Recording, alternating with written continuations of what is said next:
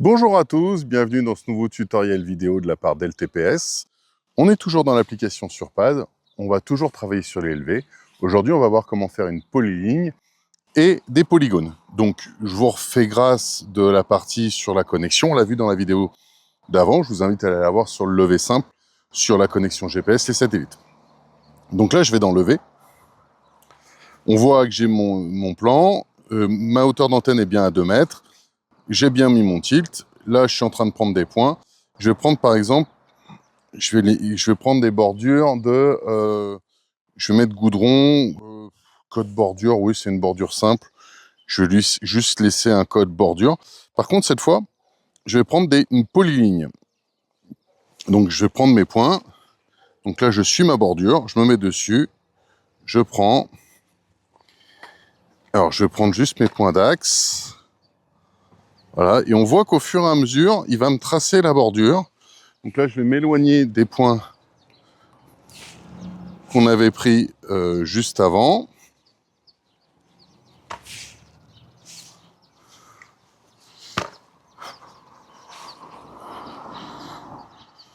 Et au fur et à mesure, il me dit ma longueur totale. Donc là, je vais zoomer un petit peu, vous voyez. On voit tous mes points qui ont été mis, mais l'anthrax. Si là, je prends un point ici.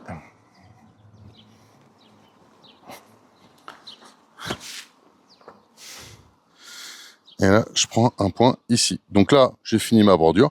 Je vais cliquer sur la petite coche. Il va me donner une longueur. Je vais pouvoir lui donner un nom. Je vais l'appeler... soit je peux la laisser nommer comme je veux. Je vais l'appeler bordure. Ok. Voilà. Donc là, on a vu comment faire une ligne.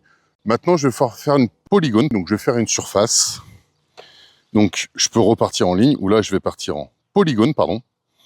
Donc, je vais me recentrer parce que du coup, il m'a perdu. Je vais me déplacer ici. Je prends un premier point.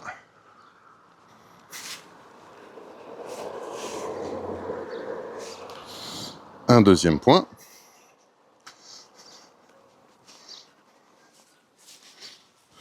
Donc, au fur et à mesure, quand je fais un polygone, il va toujours chercher à fermer sur le premier point. Donc là, je prends mon point, j'ai 4 points. Si je clique sur la coche, il va automatiquement fermer et il me donne la longueur du périmètre, la surface, et là je vais l'appeler terrain, avec une belle faute de frappe, excusez-moi, terrain, voilà.